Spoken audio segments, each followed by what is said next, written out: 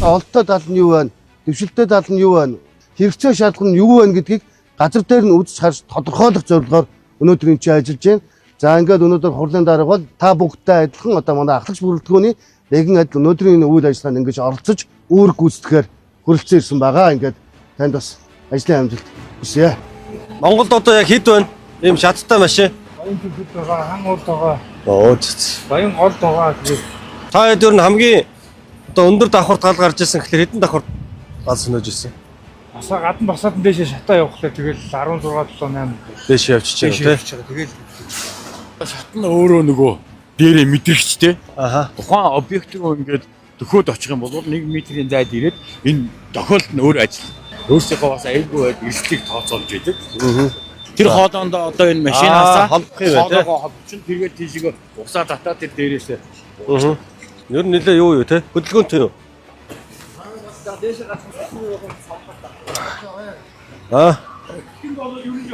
Байгаан юм байна те. 3 гар зогслоо гэд нэг нь шүршгөө. Нэг нь өдөртнө. Нэг нь нөгөө хоёрын аюулгүй байдлыг хангана. За орох уу? Залуучуудтайгаа нэг сайхан ярилцсан. Ингээд бүх нөхцөл байдлуудыг хянжаах юм одоо удирдлагын төв хэрэгтэй л гэж ингэж үзэж байгаа. Олон улсад яг л юм жишгтэй бид нэр ерөөсөө л ингээ гэж. Бидний хийж төлөвлөсөн ажлууд маань үр дүнтэй байна уу байхгүй юу? Тэгээ та хэдтэй бас санал бодлоо ярилцъя. Тэгээ бид юу хийж байгаа гэхээр та хэдийн машин дотор ингээ GPS тавьж өгсөн. Та хэд бол хоох дарлаа дуудлага авлаа хувцас өмсөд машиндаа суу. Машиндаа суухад жолоочд GPS-ээр шууд харагдаж хэвээр. Хаана вэ гэдэг дохио өгж байгаа хэвээр.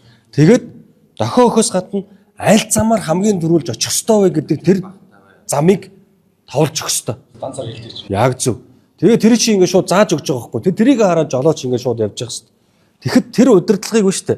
Энэ манай удирдлагын төв манай нөгөө цагдаа хүчний байгууллагын замын удирдлагын төвч тустай ингэ байна шүү дээ. Энэ хоёр нэгдсэн системд холбогдоод та хэдийг хамгийн хурдан хугацаанд явуулж боломжтой бүх байршлуудыг судлаад дахиад тэр GPS-ийг өөрчилж өгөөд хамгийн хурдан явах юм чинь замд нь шийдэх байхгүй. Толбооч юм бол ерөөсөө ингэ бүх зүйлүүдээ ингэ нээлттэй ингэ бүгдээр ингэ харж яддаг байхгүй. Таны ингэр дээр камер байгаа. Тэр камерыг шууд эндээс харж байгаа. Бүх алба багш нарын ингэр дээр камер байгаа. Бүгдээрэнд нь ингэ voice бичлэлт хийж байгаа. Зүрхний цохилтыг чи мэдэрч явах хэрэгтэй байхгүй. Та бол гарч ирлээ. Бүүн гутаа шууд дороо нисгэж явах хэрэгтэй. Дороо нисгэж явах хэрэгтэй. Тэр дороо ч юм бол ингээ хитяан туяагаар ингээ шууд дотор талын нөхцлөдөө харж явах хэрэгтэй. Дулаанаа мэдрээд тэнд хаана нь хүн явж байгаа, хаана нь хүүхэд нуугдсан байгаа бид нар мэдэхгүй шүү дээ. Хаана нь хүн угаартаад одоо унсан байх эрсдэлтэй байгаа. Гүү ядаж бид нар ч бас нэг алан багштраа бас нэг хамгаалах хэрэгтэй шүү дээ. Энэ дотгошоо ороод өөрөө угаартаад унсан байх үедээ гээд.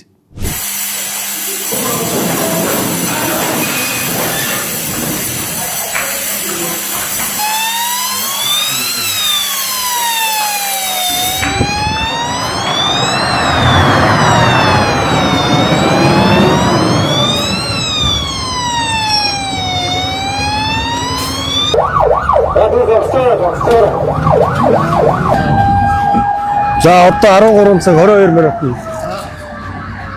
Яг манай албан агчтар ингээ хоолндоо орж жагаад шууд дуудлагаад бүх юм орхиод гарч. Хаан дуудлага ирсэн. Хаяга тодруулж байна. Эндээ юу?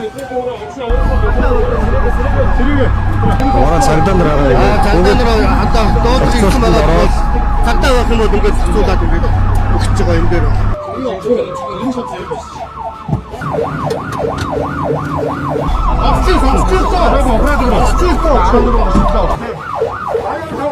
Эндээс хүртэл цагдаа нар шиг гүйж ирж шүү дээ.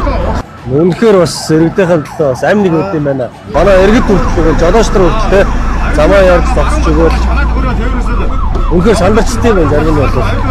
Энэ одоо бүх машинууд ингээд эндээсээ ингээрээ тэгээрээ зааварлаж байгаа юм тийм. Одоо нэг станцаар бүгдээрээ сонсогдоод явж байгаа гэсэн.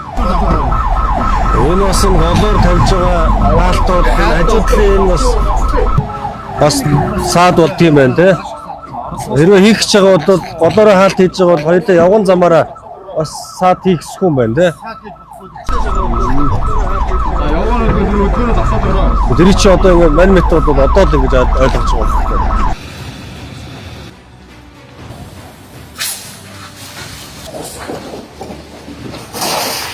Тэшгээ хайгуулаа хийгээд айлын хүлээ тодтоод. За ингээл хаалганы код бидэрт бас ингээ асуудал үүсгэж байгаа зүйл юм байна. Шийтгэл хэрэгтэй байна да. Одоо энэ ингээд цоочтой галын крант энэ ч байгаа. Энэ одоо даралтын хоолой гэсэн үг байна. Даралтын шугам нь. Гэтэл энэ ингээд цоочтой. Ааха. Тэгэл та хэд одоо эвдэл гаргах. Эвдэл одоо ажиллахаас арга байхгүй.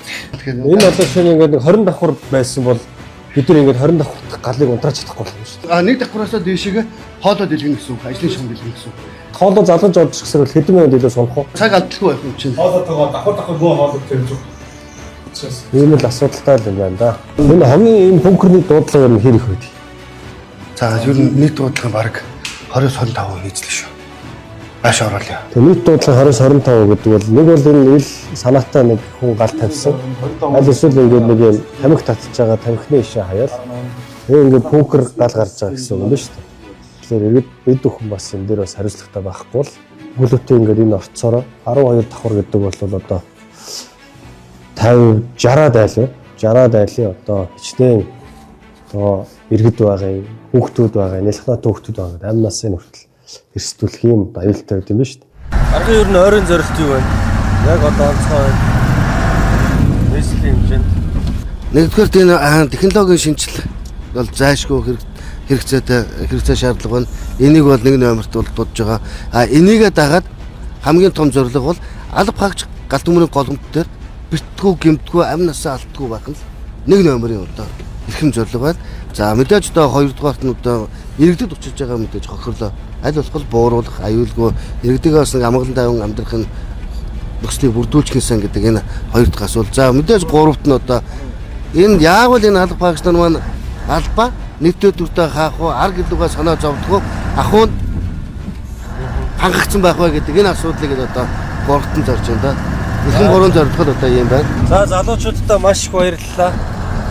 Нийслэл Улаанбаатар хотод одоо та бүхнийхээ амттай ажиллагаагаар иргэдийн амнаас эрүүл мэндийн төрөнгийн сахин хамгаалж байгаа. Чин сэтгэлээсээ бас баярсан талархснаа илэрхийлье. Ажилд нь өндөр амжилтыг хүсье.